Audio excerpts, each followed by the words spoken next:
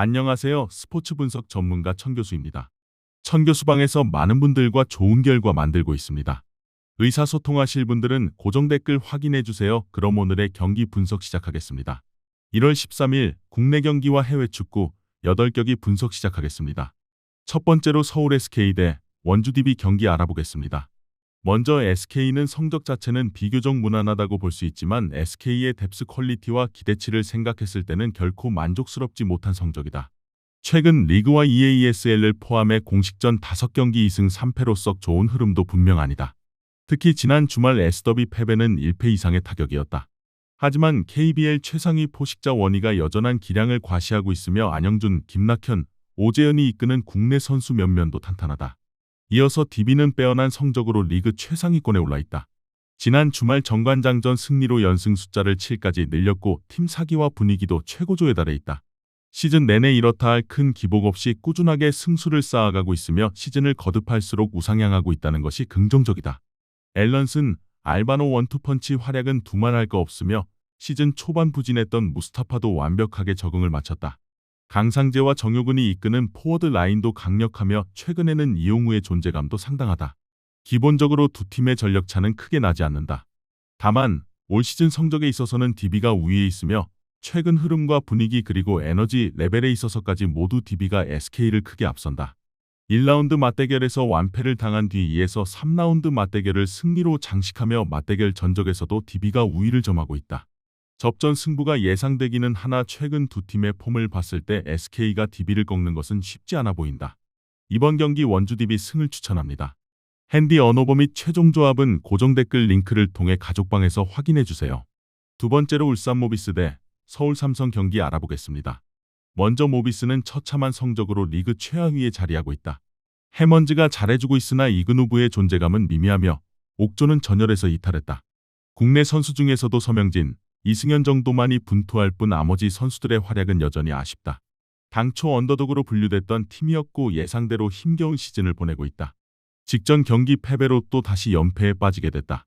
이어서 삼성은 처참한 성적으로 하위권에 머물러 있다. 시즌 초반만 하더라도 5할 언저리를 기록하며 경쟁력을 보여줬지만 시즌을 거듭할수록 팀 성적 그래프는 우하향 곡선을 그렸다.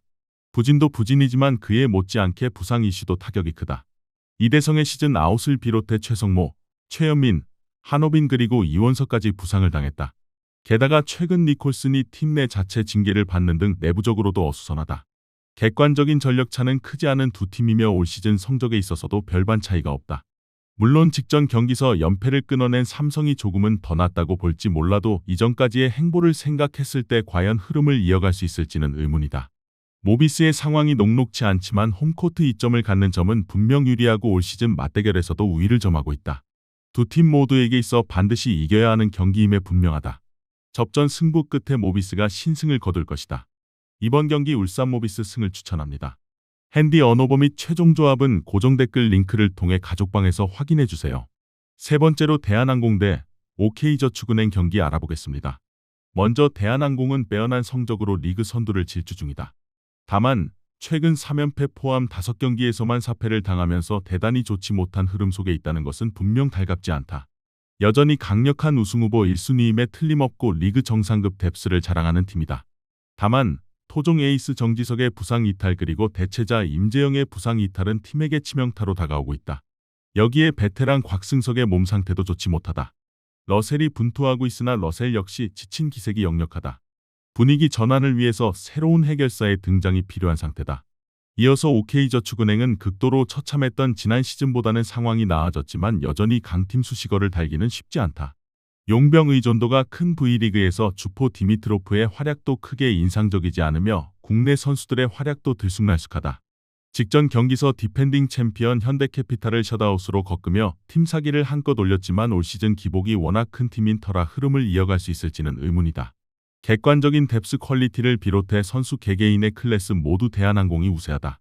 물론 대한항공도 부상 이슈가 가볍지 않고 최근 폼도 좋지 않다. 하지만 더 이상 연패가 길어지면 대한항공으로서도 있어서는 안 되는 일이다. 홈코트 이점 그리고 체력적 우위, 맞대결 우위 등 모든 면에서 대한항공이 유리하다. OK저축은행이 한 세트 정도는 따낼지 몰라도 대한항공이 승리를 거두는 데에는 아무런 문제가 없을 것이다. 이번 경기 대한항공 승을 추천합니다. 핸디 언어버 및 최종 조합은 고정 댓글 링크를 통해 가족방에서 확인해 주세요. 네 번째로 대전 정관장 대 페퍼저축은행 경기 알아보겠습니다. 먼저 정관장은 처참한 성적으로 리그 최하위에 자리하고 있다. 상향 평준화된 리그 속에서 올 시즌 정관장은 지난 시즌보다 전력이 급감했고 특히 공격력이 대폭 떨어졌다. 주포 자네트의 활약도 타팀 용병들에 비하면 확실히 아쉽고 아시아 쿼터 인쿠시도 리시브에 뚜렷한 약점을 가지고 있다. 국내 선수 면면도 나쁘지는 않지만 꾸준함은 떨어진다. 또한 부상을 털고 돌아온 국대 세터 염혜선도 제 기량을 보여주지 못하고 있다. 이어서 페퍼저축은행은 처참한 성적으로 암울한 시즌을 보내고 있다. 시즌 초반 깜짝 돌풍을 일으키며 상위권 경쟁을 펼치기도 했으나 상승세는 오래가지 않았다. 시즌을 거듭할수록 팀 성적 그래프는 우아한 곡선을 그리고 있는 상태다. 9연패 탈출의 기쁨도 찰나였을 뿐 또 다시 3연패를 당하며 사기는 바닥까지 떨어졌다. 주포 조이를 제외하면 나머지 활약은 없다시피 한 수준이다. 아시아 쿼터 시마무라를 비롯해 박은서, 이한비, 박정아 국내 선수들까지 모두 아쉽다. 나란히 최하위권에 자리하는 두 팀들이며 최근 폼 역시도 좋지 못하다. 하지만 시즌 전체를 놓고 봤을 때 추락 곡선이 더욱 가파른 쪽은 페퍼저축은행이다. 비록 전력 차는 크게 난다고 보기 어렵지만 선수 개개인을 봤을 때는 정관장이 조금은 나아 보이는 것이 사실이다. 홈코트 이점도 긍정적으로 작용할 수 있으며 하루의 휴식을 더 취한 만큼 체력적으로도 유리하다. 정관장이 보다 다채로운 공격 루트를 바탕으로 판정승을 거둘 것이다. 이번 경기 대전 정관장 승을 추천합니다. 핸디 언어버 및 최종 조합은 고정 댓글 링크를 통해 가족방에서 확인해 주세요. 다섯 번째로 이란 대 레바논 경기 알아보겠습니다. 먼저 이란 U23은 앞선 두 경기에서 연거푸 무승부를 기록하며 위기에 몰렸다. 8강 진출을 위해서는 이번 레바논전을 무조건 다득점으로 승리하고 같은 시간 열리는 다른 팀들의 경기 결과를 지켜봐야 하는 경우의 수에 놓였다. 이란의 핵심은 주장 야신 살만이다. 중원에서 경기를 조율하고 직접 해결까지 가능한 그의 능력이 득점 빈곤에 시달리는 팀을 구해야 한다. 최전방의 아리아 바르제가르의 제공권 장악은 필수적이며 측면 수비수들의 과감한 오버래핑으로 레바논의 밀집 수비를 흔들어야 한다. 이란은 초반부터 라인을 극도로 끌어올려 맹공을 퍼부을 것이며 선제골이 늦게 터질수록 급격히 조급해질 수 있다는 점이 유일한 불안 요소다. 이어서 레바논 U23은 2연패를 당하며 사실상 대회 탈락 수순을 밟고 있다. 하지만 중동 라이벌인 이란을 상대로 무기력하게 물러설 생각은 없다. 승점 한 점이라도 획득하여 대회를 마치는 것이 목표다. 레바논의 경계 대상은 역습의 핵심 모하메드 나세르다. 수비에 치중하다가 한 번에 넘어오는 롱패스를 받아 이란의 뒷공간을 파고드는 그의 움직임이 위협적다.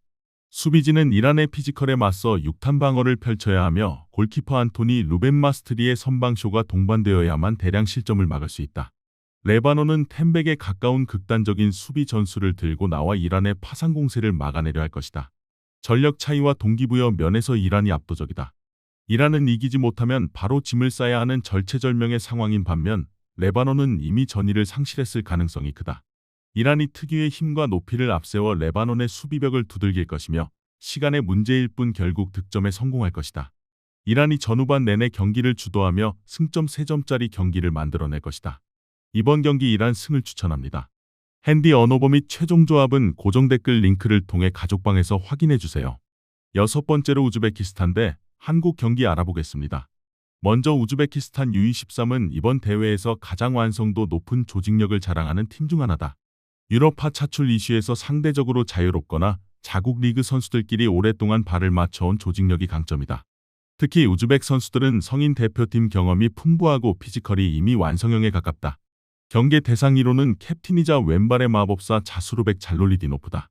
그의 경기 조율과 강력한 중거리 슈팅은 한국의 수비를 흔들 가장 큰 무기다. 최전방의 후사인 노르차예프의 득점 감각 또한 매섭다. 우즈벡은 한국의 주축 수비수가 빠진 틈을 타 강한 피지컬을 앞세운 몸싸움과 세트피스로 한국의 수비 라인을 찍어 누르려 할 것이다. 이어서 대한민국 U23은 배준호, 양민혁, 김지수 등 유럽파 골든 제너레이션의 차출 불발로 전력 누수가 크지만 K리그에서 주전으로 활약하는 국내파들의 경험과 투지로 이변을 꿈꾼다. 플랜 B의 핵심은 K리거들의 조직력이다. 공격의 선봉은 포르티모넨세에서 활약 중인 김태원과 대구 FC에서 활약 중인 정재상이다.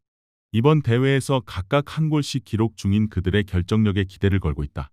비록 유럽파의 지원 사격은 없지만 그들의 포스트 플레이와 결정력은 아시아 레벨에서 통하는 무기다. 측면에서는 수원 삼성에서 활약 중인 강성진의 활약이 절대적이다. 한국은 비기기만 해도 순위를 유지할 수 있는 만큼 수비에 보다 치중하며 안정적으로 경기를 운영해 나갈 것이다. 이번 대회에서 두 팀의 전력차는 크게 난다고 보기 어렵다. 나란히 2차전까지 1승 1무를 기록했으나 결과뿐 아니라 내용도 흡사했다. 하지만 한국의 경우 2차전에서 무려 4골을 터뜨리며 막강한 화력을 과시했고 그에 따라 팀 사기도 한껏 오른 상태다. 비록 100% 전력으로 이번 대회에 나서지 못하고 있으나 그럼에도 한국의 목표는 높은 곳을 향해 있다. 접전 승부가 예상되긴 하나 끝내 한국이 한 점 차 신승을 거두고 조 1위를 거머쥘 것이다. 이번 경기 대한민국 승을 추천합니다. 핸디 언어버 및 최종 조합은 고정 댓글 링크를 통해 가족방에서 확인해주세요. 7번째로 일본 대 카타르 경기 알아보겠습니다. 먼저 일본 U23은 이번 대회에서 압도적인 경기력을 뽐내며 2연승을 거뒀다.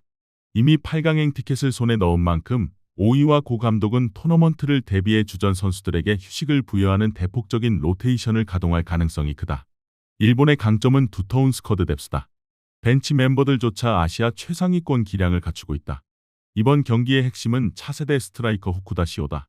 선발 기회를 잡을 그가 득점포를 가동해 주전 경쟁에 불을 지필지 주목된다. 캡틴 마츠키 쿠류는 벤치에서 리더십을 발휘하거나 후반 조커로 나와 경기 감각을 조율할 수 있으며 수비 유망주 타카이 코타가 라인을 지휘하며 무실점 전승 1위를 노릴 것이다. 일본은 조직적인 패스워크로 점유율을 지배하며 체력이 넘치는 로테이션 자원들의 강한 압박으로 카타르를 몰아붙일 것이다. 이어서 카타르 U23은 기대와 달리 2연패를 당하며 일찍 짐을 싸게 되었다. 하지만 승점 0, 전패 탈락이라는 불명예만큼은 피해야 하기에 동기부여는 남다르다. 카타르의 마지막 자존심을 세워줄 선수는 공격수 타미마 알 압둘라다. 그의 피지컬과 한방 능력이 터져줘야 일본의 골문을 열 수 있다. 미드필더 자셈 가베르는 일본의 기술적인 중원에 맞서 거친 몸싸움으로 경합을 벌여야 하며 수비진은 지난 두 경기에서의 실점을 만회하기 위해 6탄 방어를 펼쳐야 한다. 카타르의 일리디오 발레 감독은 일본이 로테이션을 가동해 조직력이 다소 느슨해진 틈을 타 빠르고 직선적인 역습으로 선제골을 노리고 유종의 미를 거두는 전략을 취할 것이다. 비록 일본이 2군을 내보낸다 하더라도 현재 카타르의 전력과 분위기로는 일본을 넘어서기 힘들어 보이는 것이 사실이다. 일본의 백업 멤버들은 주전 도약을 위해 동기부여가 충만해 있으며 기술적 완성도에서도 카타르를 앞서 있다. 카타르가 거칠게 저항하겠지만 일본의 정교한 빌드업에 수비 균열이 발생할 공산이 크다. 일본이 점유율 싸움에서부터 우위를 점하며 카타르를 꺾고 조별리그 전승을 거둘 것이다. 이번 경기 일본 승을 추천합니다. 핸디 언어버 및 최종 조합은 고정 댓글 링크를 통해 가족방에서 확인해주세요. 마지막으로 아랍에미리트 대 시리아 경기 알아보겠습니다. 먼저 아랍에미리트 U23는 카타르에게 완승을 거두며 대회를 출발했지만 직전 경기서 일본을 상대로 완패를 당하며 사기가 한풀 꺾였다. UAE는 중동 팀 중에서도 기술적이고 빠른 축구를 구사하는 팀이다. 이번 경기의 키플레이어는 A대표팀에서도 주목하는 대형 스트라이커 술탄 아딜이다. 그의 뛰어난 신체 조건과 유연함, 결정력은 시리아의 거친 수비를 파괴할 가장 강력한 무기다. 윙어 하리브 압달라의 폭발적인 스피드는 시리아의 측면을 허물고 공간을 창출해야 한다. UAE는 시리아의 피지컬에 맞불을 놓기보다는 정교한 패스워크와 빠른 공수 전환으로 상대의 체력을 빼놓고 후반 승부를 보는 전략을 취할 가능성이 크다. 현재 조 2위인 만큼 순위 경쟁자인 시리아와 비기기만 해도 조 2위 유지할 수 있기에 안정적으로 경기를 풀어나가려 할 것이다.